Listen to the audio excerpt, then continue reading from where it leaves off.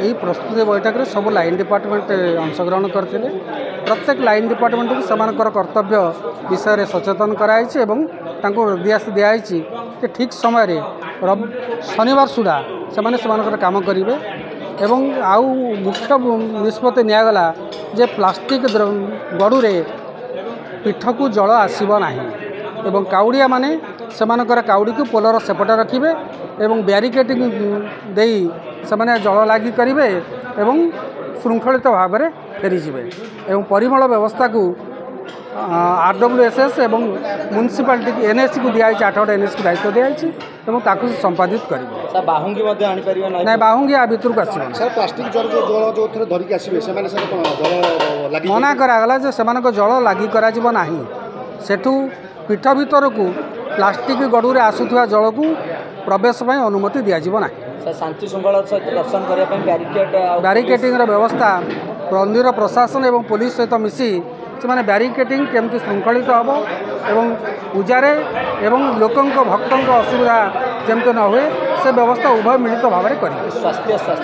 स्वास्थ्य विषय में आमर ब्रह्मपुर CSC मुख्य आसते एवं से दायित्व नहीं पीठर एवं पीठ बाहर आसु से व्यवस्था करेंगे। आम्बुलांस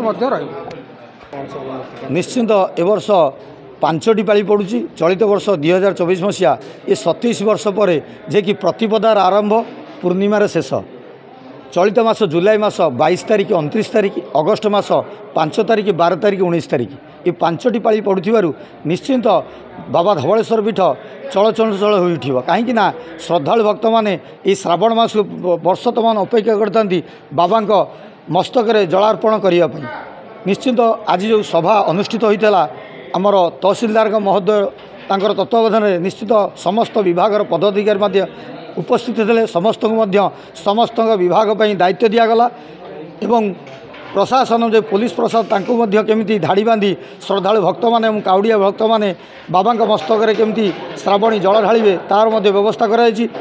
पूजक समाज मान जो श्रद्धालु भक्त मैंने आसवे शांति श्रृंखला केमिति दर्शन करेंगे बाबा मस्तक जल ढालिबे निश्चिंत ये व्यवस्था करा जायछि। प्लास्टिक जल लगी प्रशासन आज बैठक में पूजक समाज तरफ प्रशासन तरफ बैठक धार्य करागला जे कि जो काउड़िया भक्त मैंने प्लास्टिक कलश पानी आणुचंती काउड़िया से बैठक में ताकू प्रतिबंध लगागला। प्लास्टिक कलश कौन भक्त आणवे ना। माटी कलश एवं तंबा एवं पितल ढाल समस्त काउड़िया भक्त मैंने जल आणतु बाबा मस्तक ढालतु। निश्चित प्लास्टिक जल लगे जो भक्त मैंने प्लास्टिक ढाल से ताकू ब्यान कराई कौन भक्त आणवे ना। मीडिया माध्यम पेपर माध्यम समस्ते शुणु ध्यान दिंतु जो भक्त मैंने आसुँच बाबा से ढाल ही ढालतु प्लास्टिक ढाल वर्जन करूँ। तेणु बाहुंगी आमर जो पाइकरापुर सेतु माध्यम जो धवलेश्वर पटू आसवे आमर झूला पोल ठू पाइकरापुर सेतु मध्य भाड़ा तैयारी हम जो काउड़िया भक्त मैंने आसवे से भाड़े समस्त काउड़ी रखिकी कलश गुड़िक गामुछार बांधी बाबा को आसवे चाली चाली बाबा मस्तक जलार्पण करेंगे।